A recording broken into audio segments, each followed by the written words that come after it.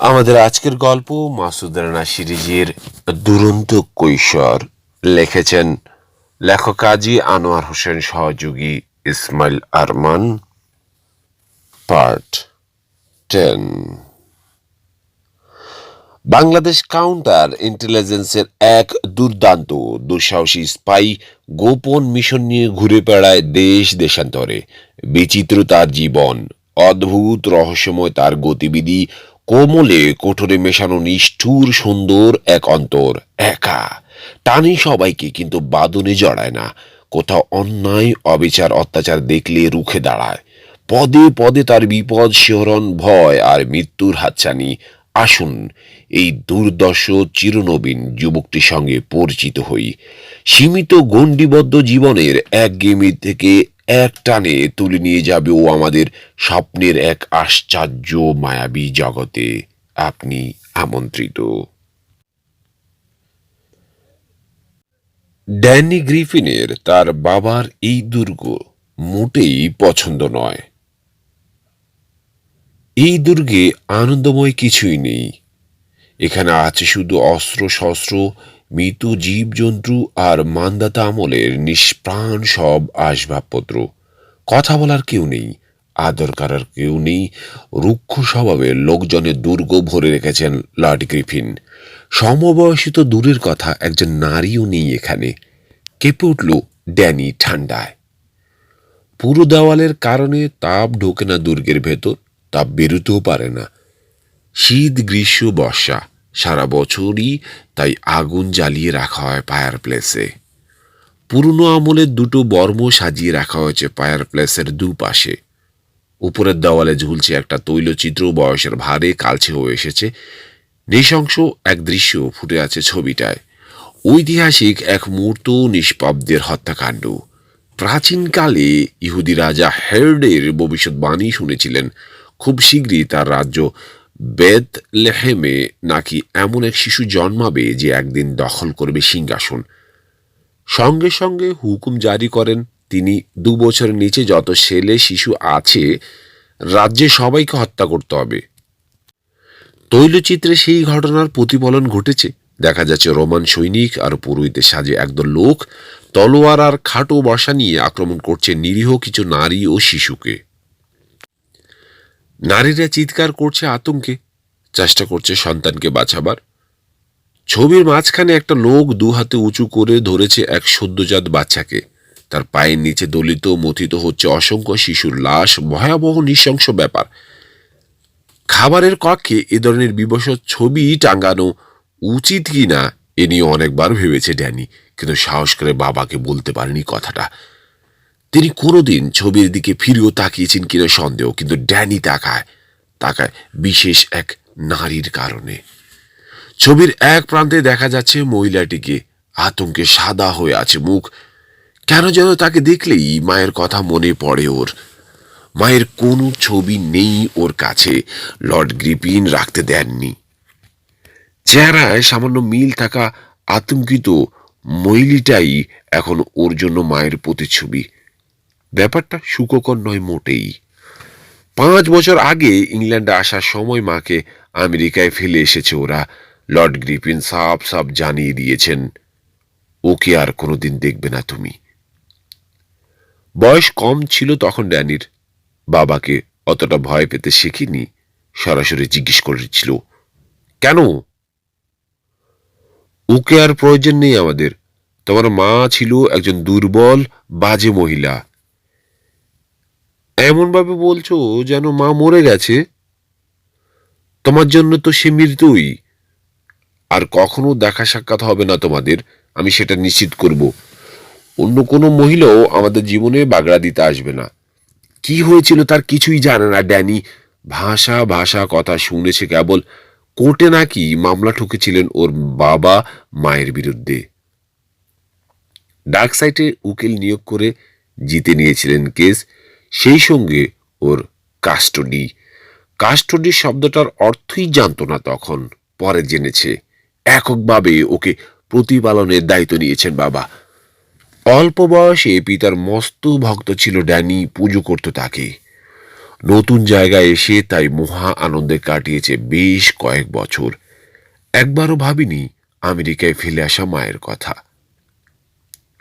কিন্তু হঠাৎ করে 6 মাস আগেকার সেই দিনটিতে মুখ থেকে রক্ত মুছতে গিয়ে বাবা আর কালহুনকে মরা হরিণের লাশ টানতে দেখে কি যেন ঘটে গেছে বুকের ভেতর।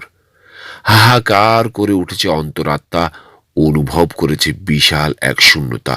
মনে হয়েছে জীবনের মস্ত এক অংশে কেউ নেই, অংশটা মায়ের। এসব কথা কাউকেই বলতে পারবে না ড্যানি। বললে বিদ্রূপ করা হবে, তাকে শাস্তি দেওয়া হবে। বেশ কিছুদিন আগে এক রাতে মাকে নিয়ে দুঃস্বপ্ন দেখে জেগে উঠেছিল। ঘুমোতে পারেনি আর। রাতভর বিছানায় বসে কেঁদেছে। সকালে নাস্তার টেবিলে বাবাকে সেটা বলতেই ব্যাত এনে বেদরম পেটান ওকে লর্ড গ্রিফিন। ওকে মেরুদণ্ডহীন দুর্বল প্রাণী বলে গাল দিয়েছিলেন। বলেছিলেন ছেলে মানুষের ছেড়ে সত্যিকার পুরুষের মতো শক্ত হতে। সেই শেষ, আর কোনোদিন মায়ের নাম মুখে আনেনি ও। পেছনে দরজা খোলার আওয়াজ হলো। ঘুরে দাঁড়ালো ড্যানি। লর্ড গ্রিফিন এসে ঢুকেছেন সাপারের জন্য, সঙ্গে ডক্টর হিদোশি সোতো, এখানকার চিফ সায়েন্টিস্ট। জাতিতে জাপানি, বয়স 40-এর ঘরে, মাথায় টাক পড়তে শুরু করেছে, চোখে ভারী চশমা। দুর্গের বাসিন্দাদের মধ্যে শুধুমাত্র ডক্টর হিদোশি ওদের সঙ্গে রাতের খাবার খায়। দিনভর কাজের অগ্রগতি নিয়ে খাওয়ার সময় তার সঙ্গে আলোচনা করেন লর্ড গ্রিফিন। সারা দুনিয়ার চোখে ডক্টর হিদোশি সোতো এক ঘৃণিত ব্যক্তি। বিজ্ঞানী মহল থেকে ঘাড় ধাক্কা দিয়ে বের করে দেওয়া হয়েছে তাকে অমানবিক বিভিন্ন ধরনের এক্সপেরিমেন্ট চালাবার অভিযোগে। প্রাণঘাতী একাধিক রাসায়নিক ও বায়োলজিক্যাল এজেন্ট তৈরি করেছে সে। চড়া দামে সেসব বিক্রি করেছে দুনিয়া জোড়া বিভিন্ন সন্ত্রাসী সংগঠনের কাছে। গবেষণার সময় নিরীহ মানুষের উপর এক্সপেরিমেন্ট চালাতো। বিভিন্ন লড়াইয়ে তার বানানো অস্ত্রে মারা গেছে বহু মানুষ। তবে নিরেট তথ্য প্রমাণ না থাকায় কেউ শাস্তি দিতে পারেনি তাকে। স্রেফ বিজ্ঞানের জগৎ থেকে নির্বাসন দেওয়া হয়েছিল। এমন অবস্থায় লোকটাকে দলে ভিড়িয়ে নিয়েছেন লর্ড গ্রিফিন। হিদোশিও সানন্দে যোগ দিয়েছে তার সঙ্গে। স্কটল্যান্ডের এই নির্জন জায়গায় গবেষণা চালিয়ে যেতে পারছে নির্বিঘ্নে। মানুষের সংস্পর্শ পছন্দ নয় তার। ক্যাসল গ্রিফিনের পরিবেশ তার জন্য আদর্শ। খাওয়ার টেবিলে বসে হিদোশিকে ভালো করে দেখল ড্যানি। ছুরি দিয়ে এমনভাবে প্লেটে পরিবেশন করা মাংস কাটছে যেন ল্যাবরেটরিতে সব ব্যবচ্ছেদ করছে কোনো প্রাণীর। লোকটার খাওয়ার ভঙ্গিতেও অশুভ কি যেন আছে। পিশাচের মতো চিবায়, হিংস্র হয়ে ওঠে চেহারা। চোখ ফিরিয়ে নিল। রোজকার মতো আজও রোস্টেড বিফ দেওয়া হয়েছে সাপারে। বিষাদ এক বস্তু, খেয়ে কোনো মজা নেই। পুরনো দিনের কথা মনে পড়ল ওর, যখন মা খাবার রান্না করতেন। হরেক রকমের সুস্বাদ পদ দেখে চেখে দেখবার সুযোগ ছিল তার। এখন আর নেই। জীবনের মতো দৈনন্দিন আহারও হয়ে উঠেছে বৈচিত্র্যহীন। খেতে খেতে গল্প করছে ডক্টর হিদোশি। বুঝলেন স্যার, ক্ষমতার পট পরিবর্তন হচ্ছে পুরো দুনিয়ায়। আমেরিকানদের বানানো নিয়মকানুন আর মানছে না কেউ। অগ্রাহ্য করছে কেমিক্যাল আর বায়োলজিক্যাল ওয়েপনের সব রকমের নিষেধাজ্ঞা। আমাদের ব্যবসা বাড়ানোর এমন চমৎকার সুযোগ আর পাবেন না। উৎসাহী ক্রেতারা টাকার থলি নিয়ে দাঁড়িয়ে আছে। এসব আমি জানি, বাধা দিয়ে বললেন গ্রিফিন। কিন্তু বোকার মতো যার তার সঙ্গে জোট বাঁধলে হিতে বিপরীত হবার সম্ভাবনাই বেশি। তার চেয়ে এমন কারো কাছে অস্ত্র বিক্রি করা ভালো, যারা বিপদে দেখা দিলে আমাদের পাশে দাঁড়াবে, যাদের নিজেদের অস্তিত্ব কোনোদিন হুমকির মুখে পড়বে না। টাকা পয়সাওয়ালার আমদানি না হয় একটু কমই হলো, কিন্তু ওরা আপনাকে প্রয়োজনীয় লাইফ সাবজেক্ট দেবে না। আমাদের সবচেয়ে বড় রিকোয়ারমেন্ট কিন্তু সেটাই। ড্যানির উপর চোখ পড়ল লার্ডের। কি ব্যাপার, তুমি খাচ্ছ না? আমার খিদে নেই বাবা, ইতস্তত করে বলল ড্যানি। খিদে না থাকলেও খেতে হবে, হুকুমে সুরে বললেন লার্ড। মাংস খাওয়া দরকার তোমার, ওতে আয়রন আছে, পেশি আর হাড় গঠনে সহায়তা করবে। মুখ কালো করে এক টুকরো মাংস মুখে পড়ল ড্যানি, আর তখনই টোকা পড়ল দরজায়। বন মানুষের মতো কুজো হয়ে ভিতরে ঢুকলো কালহুন। লর্ড গ্রিপিনের কাছে এসে কানে কানে কি যেন বলল। চেহারা গম্ভীর হয়ে উঠল লর্ডের, কপালে দেখা দিল ভুকরোটি। জলদ গম্ভীর গলায় জিজ্ঞেস করলেন, কোথায়? আবারও কানের কাছে মুখ নিয়ে ফিস ফিসালো কালহুন। ন্যাপকিনে মুখ মুছে উঠে পড়লেন গ্রিফিন। ড্যানিকে বললেন, খাওয়া শেষ করো। তারপর বেরিয়ে গেলেন কালহুনের সঙ্গে। হিদোষী তখনও বক বক করে চলেছে। আসল শ্রোতা উঠে যাওয়ার পরেও কথা বলে চলল। সবকিছু চাবিকাঠি জেনেটিক্স, তবে এখনো তার রহস্য ভেদ করতে পারিনি আমরা। জানেন তো, ইল দিয়ে বংশবৃদ্ধি করা সম্ভব নয়। আমাদের চাই মানুষ। কালহুনের সঙ্গে বেরিয়ে গেছেন লর্ড গ্রিপিন। সাপারের অনেকক্ষণ পরও ফিরলেন না। সাহস করে তার অফিসে ঢুকে পড়ল ড্যানি। জানে ধরা পড়লে কঠিন শাস্তি পেতে হবে, কিন্তু পরোয়া করছে না। একসময় তাকে খুশি করবার জন্য আপ্রাণ চেষ্টা করেছে, কিন্তু ইটনের সেই টুর্নামেন্টের পর বোঝা হয়ে গেছে সব চেষ্টা অর্থহীন। কোনোদিন বাবার কাঙ্ক্ষিত টার্গেটে পৌঁছতে পারবে না ও। অযথা খেটে কি লাভ? বাবার ডেস্ক ঘাঁটতে শুরু করলো ড্যানি। তালা দেওয়া নেই কোনো ড্রয়ারে, তার প্রয়োজনও নেই। কড়া নিষেধাজ্ঞা রয়েছে অফিসে বিনা অনুমতিতে ঢোকার ব্যাপারে। কেউ সেই নিষেধাজ্ঞা অমান্য করে না। ধুরু ধুরু বুকে সবকটা ড্রয়ার দেখল, পেল না যা খুঁজছিল। তাই চলে গেল জানালার পাশে রাখা ফাইলিং ক্যাবিনেটের সামনে। লেবেল লাগানো আছে সবকটা ড্রয়ারে। এস্টেট বিজনেস, কাজে লাগবে না ওর। সিলভার ব্যাগ, গবেষণা সংক্রান্ত কাগজপত্র। লেকের নামে সাম্প্রতিক প্রজেক্টের নাম রেখেছেন লর্ড গ্রিফিন। ডক্টর হিদোশী তার প্রধান। দুর্গের তলায় গোপন ল্যাবরেটরিতে চলছে গবেষণা, তবে ওতে কোনো আগ্রহ নেই ড্যানির। তৃতীয় ডয়ারে লেখা ব্যক্তিগত। টান দিয়ে ওটা খুলল। ভিতরের হাজারো কাগজপত্র গেটে বের করে আনলো একটা ফোল্ডার। আমেরিকার মামলা সংক্রান্ত কাগজপত্র রয়েছে ওতে। ফোল্ডার খুলে একটার পর একটা পৃষ্ঠা উল্টালো। শেষ পর্যন্ত পেয়ে গেল যা খুঁজছিল, বস্টনে ওর মায়ের ঠিকানা। কয়েকবার পড়ে ঠিকানাটা মুখস্থ করে নিল ড্যানি। কাগজপত্র সব সাজিয়ে রাখলো আগের মতো। এরপর ডেস্কে এসে তুলে নিল এক টুকরো কাগজ আর কলম। লিখতে শুরু করলো চিঠি। প্রিয় মা, এই প্রথমবারের মতো চিঠি লিখছি তোমাকে। হয়তো ভাবছো আগে কেন লিখিনি। আসলে ধুমধাম করে বাইরে থেকে বেশি এলো আওয়াজ। আতকে উঠল ড্যানি। তাড়াতাড়ি কাগজ কলম লুকিয়ে ফেলল পকেটে। এখানে না, চিঠিটা লিখতে হবে লুকিয়ে। কেতলিতে গিয়ে পোস্ট করতে হবে গোপনে। দরজার কাছে গিয়ে কান পাতল। শুনতে পেল দুর্গের সদর ফটক খুলে যাবার আওয়াজ। হই হুল্লা করছে কারা যেন। খানিক পর সব নিশ্চুপ হয়ে গেলে বেরিয়ে এলো অফিস থেকে। এক ছুটে চলে গেল নিজের কামরায়। দরজা আটকে ফের লিখতে থাকলো চিঠি। ভালো লাগছে ওর। অদ্ভুত এক প্রশান্তি অনুভব করছে হৃদয়। চিঠির পাতায় প্রকাশ করতে পারছে নিজের কথা। ইস, মুখেও যদি বলা যেত কাউকে, কিন্তু বলবে কি করে? এখানে সবাই ওর অচেনা। না, একটু ভুল হলো। মাসুদ রানার কথা মনে পড়ল ওর। স্কুলের সেই বেহায়া ছেলেটা। স্যার কাছে গিয়ে তাকে দেখে প্রথমটায় ভেবেছিল মিটমাট করে নেবে সব। ভালো একটা সঙ্গী পাওয়া যাবে, কিন্তু পরক্ষণেই রক্ত চড়ে গিয়েছিল মাথায়। ওই ছিল ওর জন্মের শত্রু। ওর কারণে নাস্তানুবোধ হতে হয়েছে তাকে। ছোট হতে হয়েছে বাবা চোখের সামনে। স্থানীয় যে দুটো ছেলেকে লর্ড গ্রিফিন ওর সঙ্গে বানিয়ে পাঠিয়েছিলেন, তাদেরকে পয়সা খাইয়ে পাঠিয়েছিল রানাকে তুরুধুনু করতে। শেষে ওরাই তাদেরকে, যাক, সেসব আর ভাবতে চায় নাও। মাথা গরম স্বভাবটাই সব গড়বড়ের মূল বুঝতে পারে ড্যানি, কিন্তু নিজেকে নিয়ন্ত্রণ করতে পারে না। পরে মনে মনে পস্তায়। এখন কল্পনা করছে শত্রুতা ভুলে যদি এগিয়ে যেত রানার দিকে, হাত মেলাতো, কত ভালোই না হতো।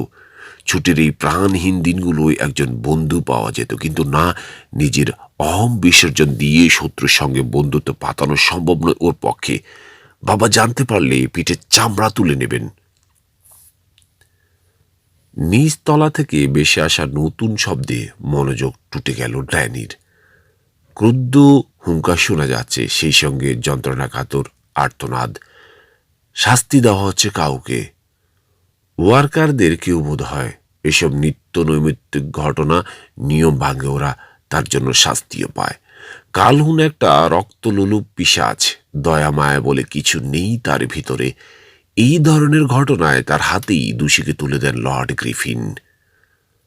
শব্দগুলো অগ্রাহ্য করবার চেষ্টা করল ড্যানি, নিজেকে ব্যস্ত রাখলো চিঠি লেখায়। মনের সব কথা উগরে দিচ্ছে কাগজে। হঠাৎ কে যেন টোকা দিল দরজায়। ঝট করে ওদিকে তাকালো, ছায়া দেখল দরজার তলা দিয়ে। পাল্লার গায়ে গা ঘষছে ওটা, ফোঁস ফোঁস করে ফেলছে ভেজা নিঃশ্বাস। ওপাশে কি দাঁড়িয়ে আছে বুঝতে পেরে গায়ের লোম খাড়া হয়ে গেল ওর। জানে তারপরও স্বাভাবিকভাবে নিতে পারে না ওটাকে, ভয় করে। দরজা খুলল না ড্যানি, ঝুঁকে পড়ল আবার চিঠির উপর। মা, আমি আর পারছি না। রেডি রানা? জিজ্ঞেস করলেন এরফান চৌধুরী। এবার চেষ্টা করতে চাও?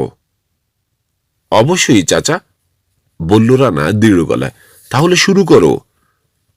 ক্লাস টিপে গাড়ির গিয়ার শিফট করলো রানা, রিলিজ করলো হ্যান্ড ব্রেক। তারপর ধীর গতিতে এগোতে শুরু করলো ড্রাইভওয়ে ধরে।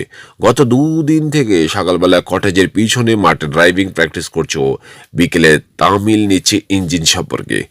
চাচার সঙ্গে নানা রকম যন্ত্রাংশ খুলেছে গাড়ি থেকে, সেগুলো পরিষ্কার করে লাগিয়ে দিয়েছে। ফের ওকে অয়েল পাম্প দেখিয়েছেন চাচা, ড্রাইভ শাফট চিনিয়েছেন, ব্যাখ্যা করেছেন চাচার ডিফারেন্সিয়াল, যা দিয়ে এক একটা চাকার ঘূর্ণন কমিয়ে বাড়িয়ে সমান তালে মোড় ঘুরে গাড়ি। শুরুতে মাথায় কিছু না ঢুকলেও এখন আস্তে আস্তে বুঝতে পারছে সব। চাচা ওর উন্নতি দেখে সন্তুষ্ট হয়েছেন, তাই মাঠ ছেড়ে ওকে নিয়ে এসেছেন রাস্তায়। স্টিয়ারিং হুইল আঁকড়ে ধরে রানা ড্রাইভ করছে, মনোযোগ রাস্তার উপর নিবদ্ধ। কোনো ভুল করতে চায় না। মাঠের তুলনায় রাস্তা সম্পূর্ণ অন্যরকম। খোলামেলা জায়গা নেই এখানটায়।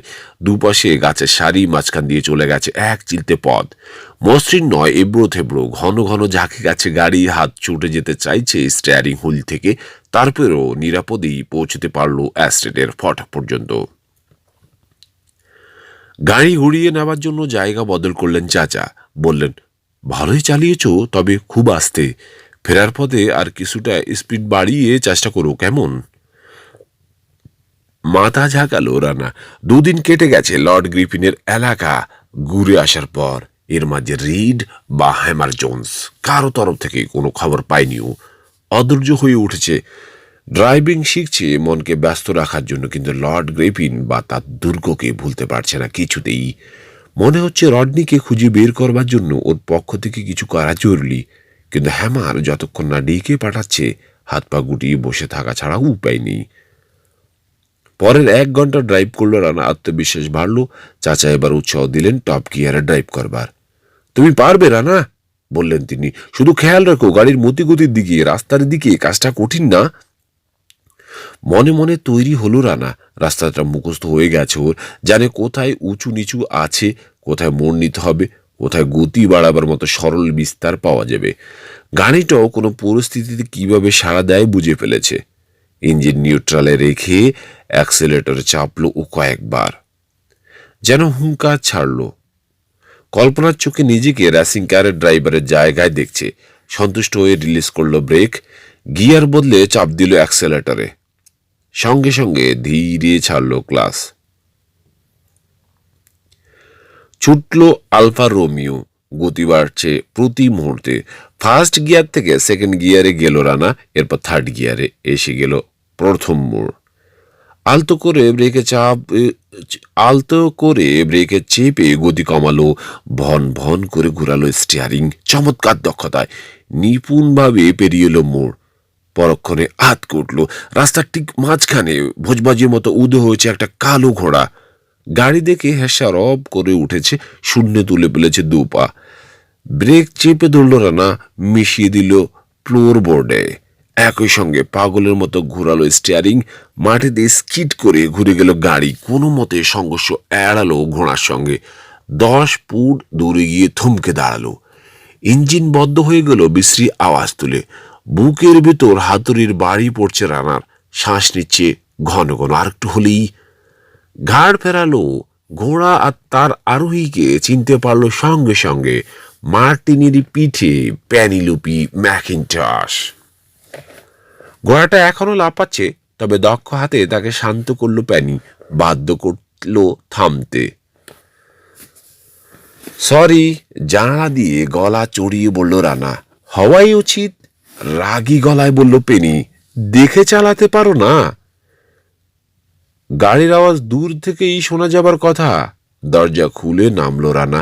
এগুলো মেয়েটার দিকে। সরে যেতে পারতে। সরবার জায়গা কোথায়? তাকালো রানা। রাস্তার দুপাশে ঘন গাছপালা আর ঝোপঝাড়। সত্যিই যাইবার জায়গা নেই। সরি, আবারও বলল। রানার পিছু পিছু এরপান চাচাও নেমে এসেছেন গাড়ি থেকে। তার সঙ্গে প্যানির পরিচয় করে দিল ও। তারপর জিজ্ঞেস করলো, তুমি হঠাৎ এখানে? তোমার সঙ্গে দেখা করতে এসেছি। ঘোড়ার পিঠ থেকে নেমে পড়ল প্যানি। জানতাম না মরতে বসবো। রানাকে জিভ কামড়াতে দেখে হাসলো। আমার সঙ্গে একটু হাঁটবে? কথা আছে।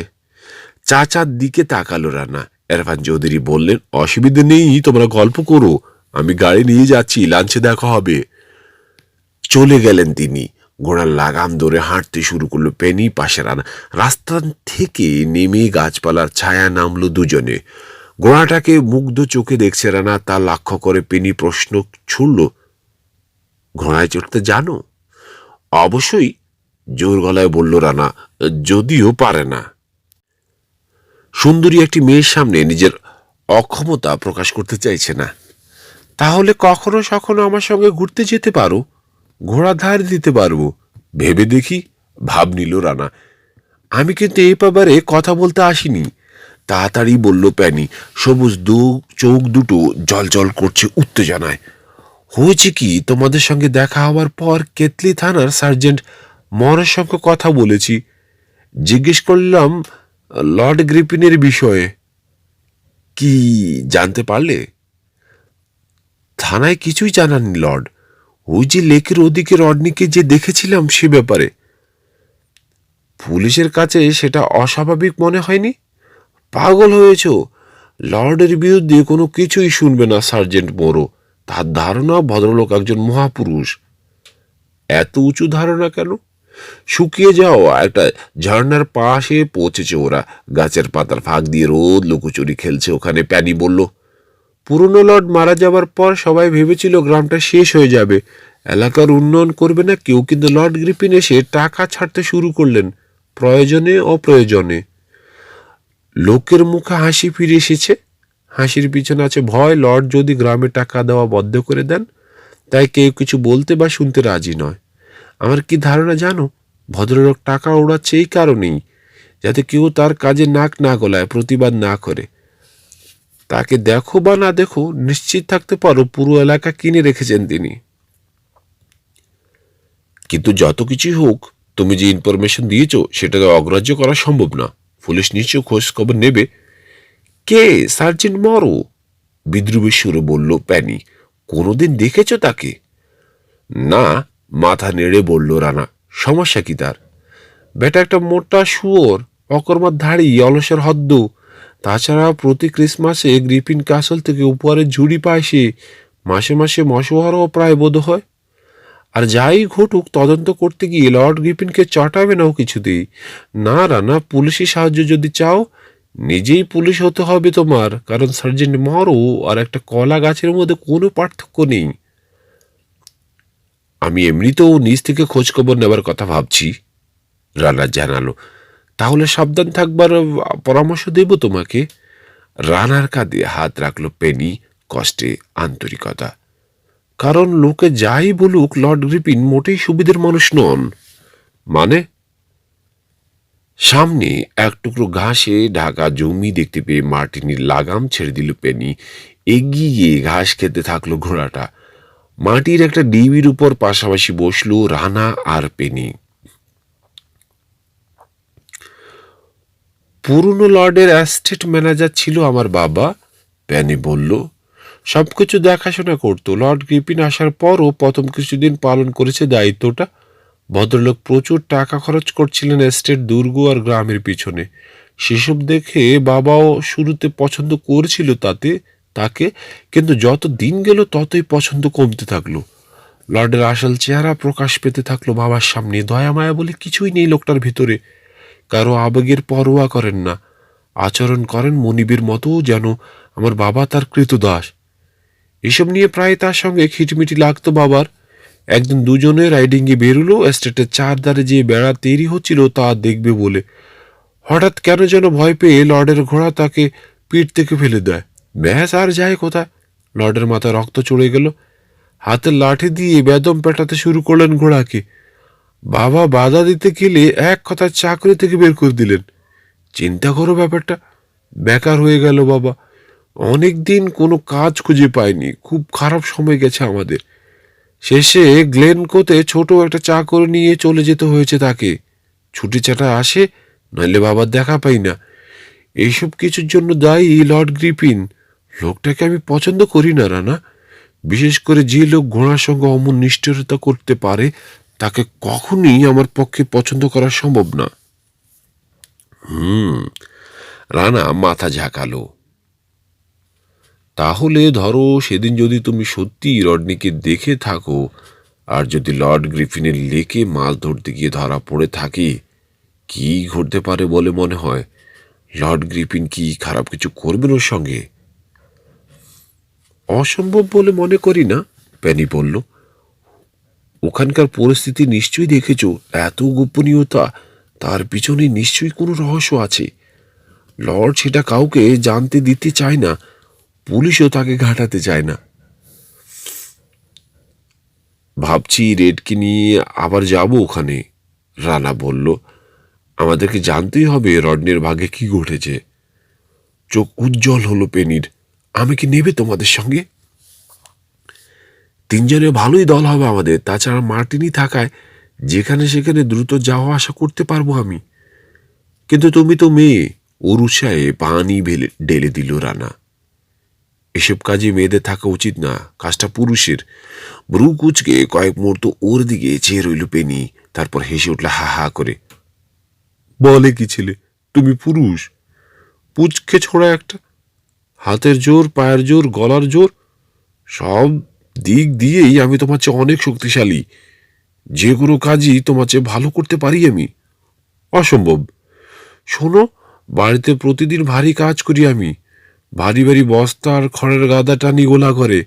মার্টিনের স্টল সাফ করি, ওর পরিচর্যা করি, রাইডও করি রোজ। তিনটা ভাই আছে আমার, লড়তে হয় ওদের সঙ্গেও। চ্যালেঞ্জ ধরে পড়তে পারি। তোমার মতো একটা নাজুক শহরের ছেলের চেয়ে গায়ের জোর অনেক বেশি আমার। কি বললে? আমি নাজুক? ঝট করে উঠে দাঁড়ালো রানা। রেগে গেছে। পেনিয়ে উঠল। বিশ্বাস হচ্ছে না? দেখো তাহলে। পর মুহূর্তে বিদ্যুৎ খেলো গেল মেয়েটার দেহে। রানা কিছু বুঝে ওঠার আগেই প্যানির ল্যাংকে চিত হয়ে পড়লো মাটিতে। ওর পর ঝাঁপিয়ে পড়লো পেনি। মাটিতে চেপে ধরতে চায়। ঝটকা দিয়ে ওকে ফেলে দিল রানা। চেষ্টা করলো গড়ান দিয়ে পাল্টা গায়ের ওপর উঠতে, সফল হলো না। পেনিও গড়ান দিল। ঝাপটা ঝাপটি করে দুজনেই গড়াগড়ি খেলো। কিছুক্ষণ শেষে রানার হাত মুছড়ে দিল পেনি। সেই অবস্থাতেই চিৎ করে ফেলল।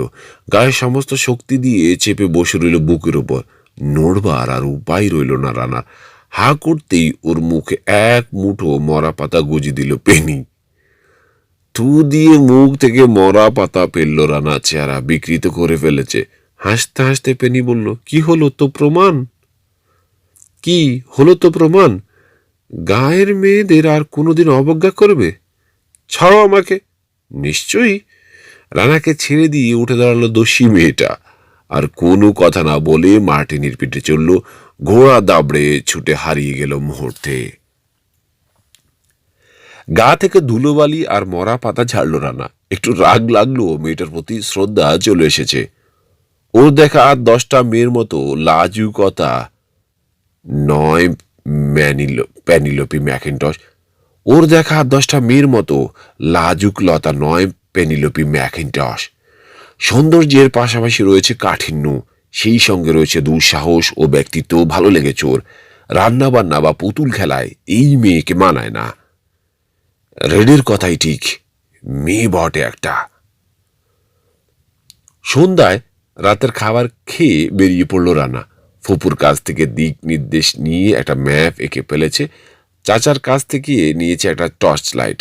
সরাসরি হাজির হলো খেতলিতে রেডের সঙ্গে দেখা করবার জন্য। পেনির সঙ্গে কথা বলার পর রহস্য আরও ঘনীভূত হয়েছে।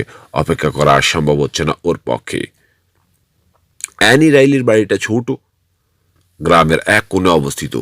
দেখে বোঝা যায় মালিকের গরিবী দশা। টোকা দিতে রেডি দরজা খুলল। অবাক হলো রানাকে দেখে। আরে দোস্ত, তুমি হঠাৎ কোত্থেকে? এসো এসো, ভেতরে এসো।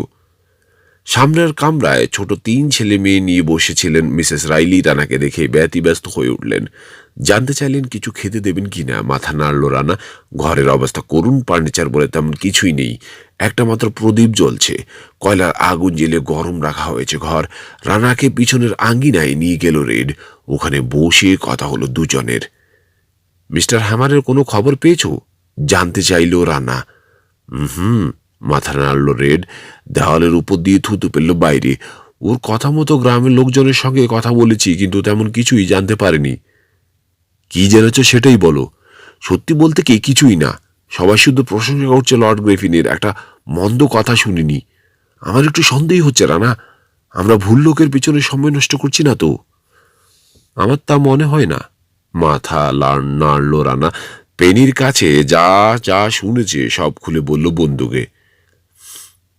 কি করতে চাও তাহলে? জিজ্ঞেস করল রেড। হ্যামারের জন্য আরো 2-4 দিন অপেক্ষা করবে নাকি? বলে যাওয়ার কথা, রানা বলল। ওর জন্য সময় নষ্ট করবার কোনো মানে হয় না। আমরা নিজেরাই এবার যা করার করব। কি হলো মোটকুটার? রেড দ্বিধান্বিত। আমাদেরকে ধোকা দেয়নি তো? হতে পারে মিথ্যে কথা বলে বুঝিয়ে শুনিয়ে ফেরত পাঠিয়েছে আমাদের। আসলে চেয়েছে পথ থেকে সরাতে। জানি না। কাজ ঝাঁকালো রানা। আর কেউই কি ওকে দেখেনি? না, লোকটা গায়ের কোথায় উঠেছে খুঁজে বের করেছি আমি। পাবের পিছনে একটা কামরা নিয়েছে। 1 মাসের ভাড়াও দিয়েছে অগ্রিম, কিন্তু আমাদের সঙ্গে দেখা হওয়ার পর থেকে একবারও ফেরেনি ওখানে। তাহলে 3টে সম্ভাবনা দেখতে পাচ্ছি আমি, রানা বলল। হয় তদন্তে ব্যর্থ হয়ে চুপচাপ কেটে পড়েছে, নয় এখনো ওখানে খুঁটি গেড়ে তদন্ত করছে, অথবা খারাপ কিছু ঘটেছে ওর কপালে। গম্ভীর গলায় বাক্যটা শেষ করল রেড।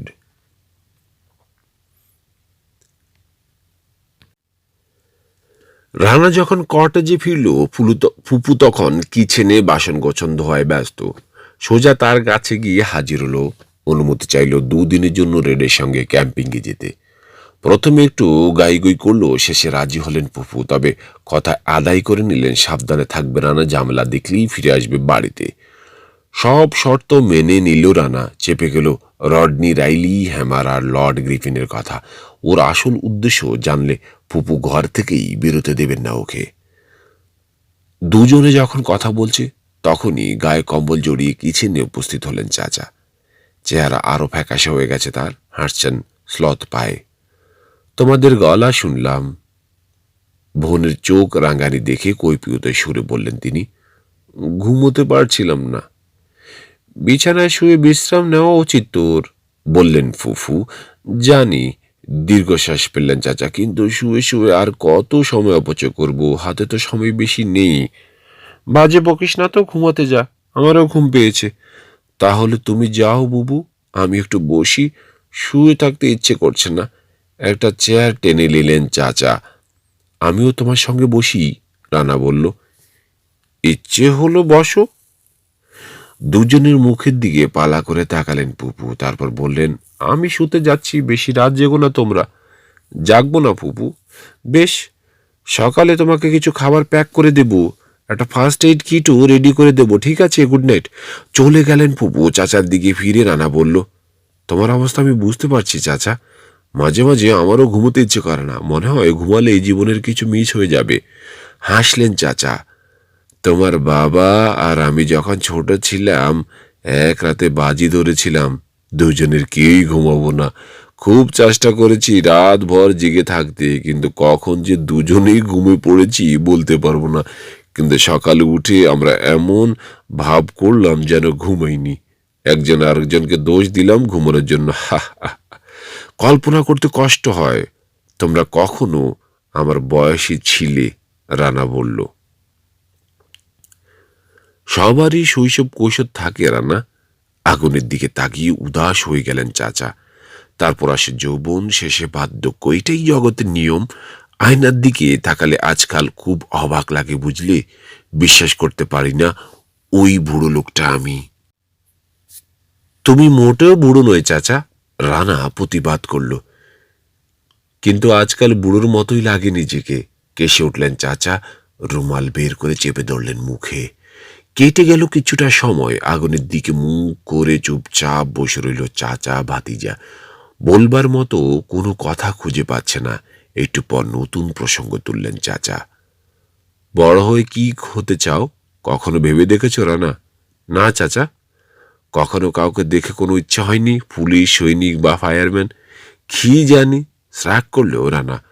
পৃথিবীটা ঘুরে দেখতে ইচ্ছে করে মাঝে মাঝে। অভিযাত্রী হতে পারলে মন্দ হয় না। বাহ, চমৎকার ইচ্ছে তো। কিংবা তোমার মতো স্পাই। একটু যেন চমকে উঠলেন চাচা। তাড়াতাড়ি প্রসঙ্গ পাল্টে বললেন, আজ কিন্তু ভালোই ড্রাইভ করেছো তুমি। আগামীকাল ফের প্র্যাকটিস করলে কেমন হয়?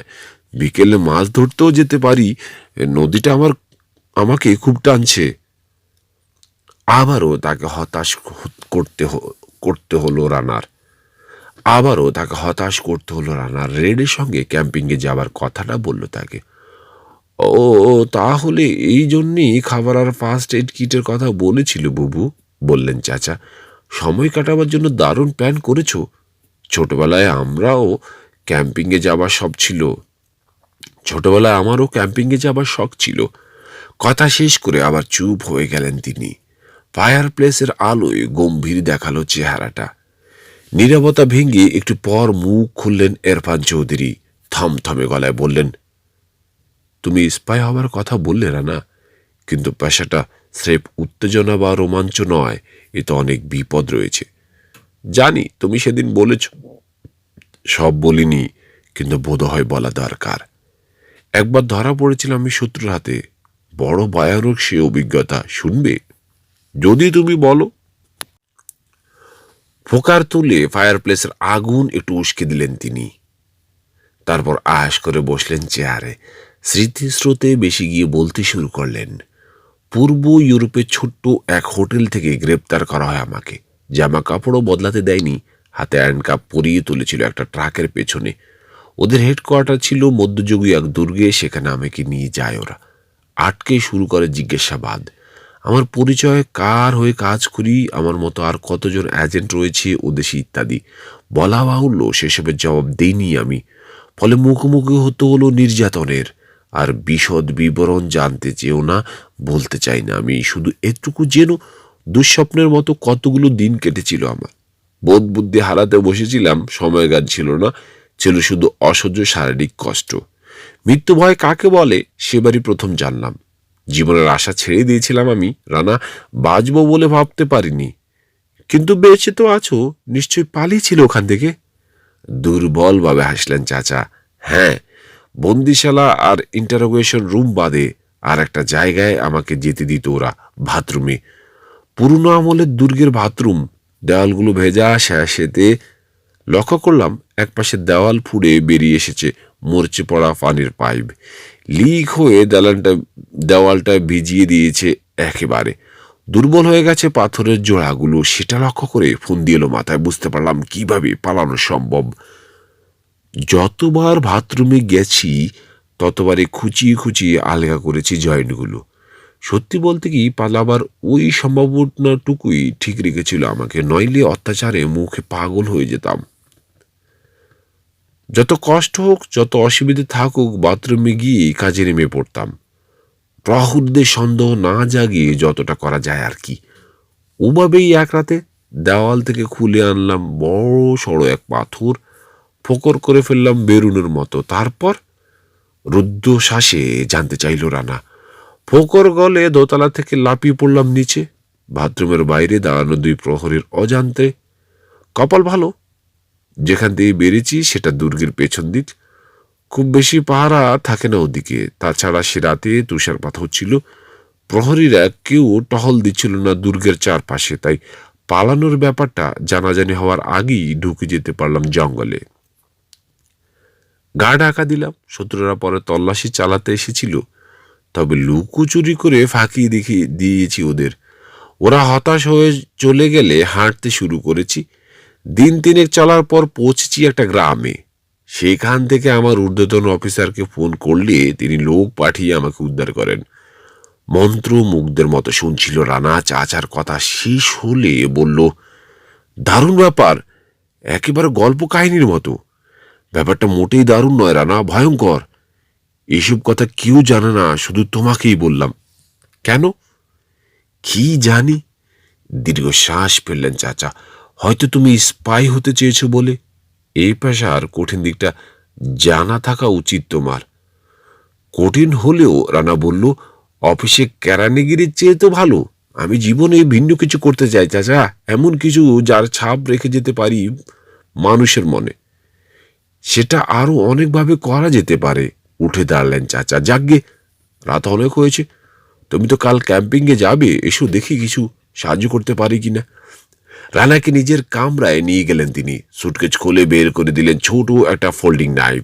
বললেন, ক্যাম্পিংয়ের জন্য ছুরি খুব দরকারি একটা উপকরণ, এটা রাখো আমার উপহার। ধন্যবাদ চাচা, বলল রানা। ছুরিটা ঢুকিয়ে রাখলো পকেটে। শুধু ছুরির জন্য নয়, সবকিছুর জন্য। গত কয়েকদিন খুব চমৎকার কেটেছে, বিশেষ করে মাছ ধরা আর ড্রাইভিং শেখাটা। এগুলো আসলে তোমার বাবার কাছ থেকে শেখার কথা, বললেন চাচা। ও নেই বলে আমি শেখাচ্ছি। মাঝে মাঝে খুব মিস করি ভাইয়াকে। তোমার জন্য খারাপ লাগে। বাবাকে প্রয়োজন ছিল তোমার, আমার মতো একজন রোগীকে নয়। কিসের রোগ? খারাপ লাগাটা লুকিয়ে বলল রানা। আমার সঙ্গে যখন বেরো, রোগের তো চিহ্ন দেখি না। বাড়াবাড়ির জন্য ফুপুর বকা খাও। হেসে ফেললেন চাচা। হাসিটা আচমকা থেমে গেল, কাশি উঠায়। তাড়াতাড়ি চাচাকে ধরল রানা, সাবধানে বসিয়ে দিল বিছানায়। কাশি থামলে বলল, ক্যাম্পিং থেকে ফিরে তোমার সঙ্গে সারাদিনের জন্য মাছ ধরতে যাব আমি, নেবে? নিশ্চয়ই নেব। তোমাকে পাকা মৎস্য শিকারী আর ড্রাইভার না বানিয়ে ছাড়ছি না। পকেট হাতড়ে একটা লাইটার বের করলেন চাচা। এটাও নাও, আগুন জ্বালাতে কাজে দেবে। তোমার লাগবে না? আমার সিগারেট খাওয়ার দিন শেষ, উদাস গলায় বললেন চাচা। কণ্ঠে কি যেন মিশে আছে। রানার কাঁধে হাত রাখলেন। সাবধানে থেকো, ক্যাম্পিংয়ে গিয়ে আবার ব্যথা ট্যাথা পেও না।